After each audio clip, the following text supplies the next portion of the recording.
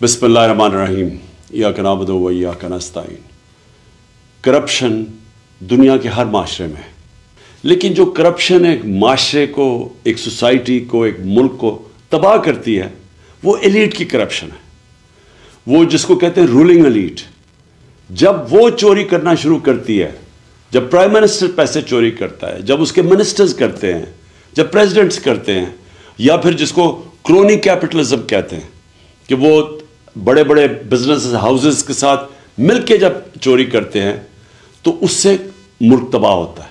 Secretary general of the United Nations उन्होंने एक panel बनाई जिसको कहते हैं फैक्ट आई पैनल, और उसने ये गेज किया कि गरीब और अमीर मुल्कों में क्यों फासले बढ़ते जा रहे हैं। तो वो बड़े ऐसे रिजल्ट्स आए जो कि सारी कौम को समझना चाहिए। मैं अपनी कौम की बात कर रहा हूँ कि उसका रिजल्ट नंबर 1 रिजल्ट ये था कि हर साल गरीब मुल्कों से 1.7 ट्रिलियन डॉलर्स, 1700 अरब डॉलर गरीब मुल्कों से चोरी होके अमीर मुल्कों में जाते हैं, या ऑफशोर अकाउंट्स पे जाते हैं, या लंदन जैसे कैपिटल में बड़े बड़े महलात खरीदने के लिए, एवन फील्ड अपार्टमेंट्स वाले महंगे तरीन एरिया में, ये गरीब मुल्कों का पैसा जाता है अमीर मुल्कों में और ऑफशोर अकाउंट्स में, और असल में ये तबाह करती है एक मुल्क को। और वो इसलिए होती है कि उन गरीब मुल्कों में रूल ऑफ लॉ नहीं होता। गरीब और अमीर मुल्कों के अंदर फ़र्क ये है कि अमीर मुल्कों में रूल ऑफ लॉ है, गरीब मुल्कों में नहीं है। रूल ऑफ लॉ का मतलब ये होता है कि कानून के नीचे सब एक बराबर। तो जो अमीर मुल्क हैं वो ताकतवर को कानून के नीचे ले आते हैं, जो गरीब मुल्क हैं वो ताकतवर को एनआरओ दे देते हैं, ताकतवर चोर को एनआरओ दे देते हैं। और तबाह ताकतवर की चोरी का होता है। एक मुल्क तबाह तब होता है क्योंकि छोटा चोर कितना पैसा चोरी कर लेगा, वो पैसा क्या करेगा, चोरी करके ज़मीन में अपने घर के नीचे दबा देगा।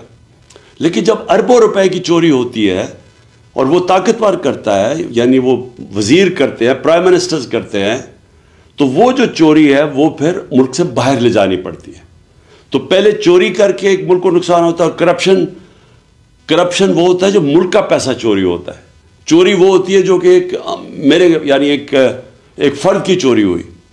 तो जो ताकतवर जब मुल्क का पैसा चोरी करता है और वो अरबों में होता है तो उसको बाहर भेजना पड़ता है, तो दूसरी तरह नुकसान होता है मुल्क को। एक कि वो पैसा अगर वो मुल्क में रहे तो वो उसे नौकरियां हो सकती हैं, उसे सेहत तालीम पे पैसा खर्च हो सकता है। और दूसरा कि जब वो मुल्क से बाहर जाता है तो वो डॉलर्स लेके बाहर पैसा भेजना पड़ता है। इसका मतलब जो सबसे बड़ा मसला गरीब मुल्कों का ये भी है कि उनके पास फॉरेन एक्सचेंज रिजर्व्स कम है, उनकी करेंसी मजबूत नहीं है। ये मज़ीद करेंसी को कमज़ोर कर देता है, और जब आपकी करेंसी डीवैल्यू होती है तो मुल्क के अंदर इन्फ्लेशन आती है और महंगाई गुर्बत पैदा करती है। और जब एक करेंसी डीवैल्यू जिन मुल्कों में होती है उन मुल्कों में इन्वेस्टमेंट नहीं आती, क्योंकि लोग डॉलर्स ही रख लें। अगर एक मुल्क में पैसा लगाना है और उस मुल्क की करेंसी की वैल्यू नीचे जा रही है तो वहाँ इन्वेस्टमेंट नहीं आती। तो इसीलिए मुल्क गरीब हो जाते हैं अशराफिया की करप्शन की वजह से। और ये है सिम्टम्स रूल ऑफ लॉ ना होना। गरीब मुल्कों में उनके अंदर वो इंफ्रास्ट्रक्चर, लीगल इंफ्रास्ट्रक्चर नहीं है वाइट कॉलर क्राइम पकड़ने का। और आप पाकिस्तान में ये देख लें कि इस मुल्क की जो रूलिंग एलीट जो 30 साल से इस मुल्क के ऊपर हुकूमत कर रही थी, हमारी बदकिस्मती देखें कि उन्होंने आते साथ ही असेंबली के अंदर नैब के कानून की अमेंडमेंट्स की है, और उस अमेंडमेंट से पहले ही मुश्किल था वाइट कॉलर क्राइम पकड़ना। अब इन जो नई अमेंडमेंट्स लेके आए हैं, वाइट कॉलर क्राइम पकड़ना तकरीबन नामुमकिन हो चुका है। उन्होंने ऐसी ऐसी शिकें डाल दी हैं बीच में कि अगर मैं यहाँ मुल्क का पैसा चोरी करके बाहर भेजूँ तो ये नामुमकिन है हमारे लीगल इंफ्रास्ट्रक्चर अकाउंटेबिलिटी ब्यूरो का कि वो पैसा वापस लेके आए। पहले ही मुश्किल था, लेकिन अब मज़ीद उन्होंने ऐसे कानून बना दिए हैं कि उन्होंने तकरीबन नामुमकिन कर दिया। मैं अगर पैसे चोरी करके अपने ख़ानदान के नाम पे कर दूं तो वो भी अब नहीं पकड़ सकते। अगर मैं पब्लिक ऑफिस होल्डर हूँ और मैं करप्शन करता हूँ तो उससे पहले और ज़्यादातर दुनिया में मुझे जवाब देना पड़ता है कि जब मेरी आमदनी से ज़्यादा मेरे असासे हैं, इन्होंने ये कानून ला दिया है कि उनको साबित करना पड़ेगा अब नैब को, तो वो आगे ही मुश्किल था। जिस तरह मैंने कहा वाइट कॉलर क्राइम को पकड़ना, तो अब नामुमकिन कर दिया इन्होंने, क्योंकि वही लोग, वही स्टेटस को, वही चोर, वो खुद आके बैठ के अपने आप को उन्होंने पूरा अब लाइसेंस दे दिया चोरी करने का। तो आखिर में मैं सिर्फ ये कहना चाहता हूँ कि मैंने 26 साल पहले जो पार्टी बनाई थी तहरीक इंसाफ, उसका बनाई इसलिए थी कि जब तक एक मुल्क में कानून की हुक्मरानी नहीं होती, जिसको रूल ऑफ लॉ कहते हैं, वो मुल्क तरक्की नहीं कर सकता। आप एशियन टाइगर नहीं बन सकते।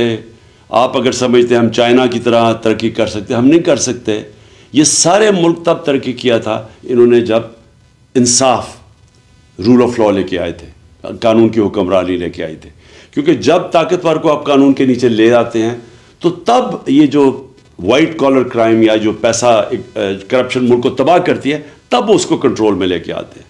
और ये सारे जो मुल्क हैं, खुशहाल मुल्क, स्विट्ज़रलैंड, वेस्टर्न यूरोप के ममालिक और अमेरिका, इन सारों के अंदर रूल ऑफ लॉ इंडेक्स में ये 90% से ऊपर है।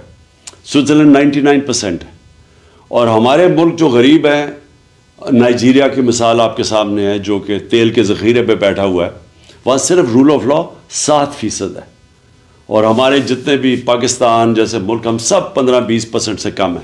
आखिर में मैं सम अप ये करना चाहता हूँ कि जब तक हम सारे मुल्क किस चीज़ के ऊपर ज़ोर नहीं लगाएगा कानून की हुक्मरानी करने के लिए, रूल ऑफ लॉ इस मुल्क के ऊपर लागू करने के लिए, हम कभी भी ये बड़ी करप्शन नहीं रोक सकते।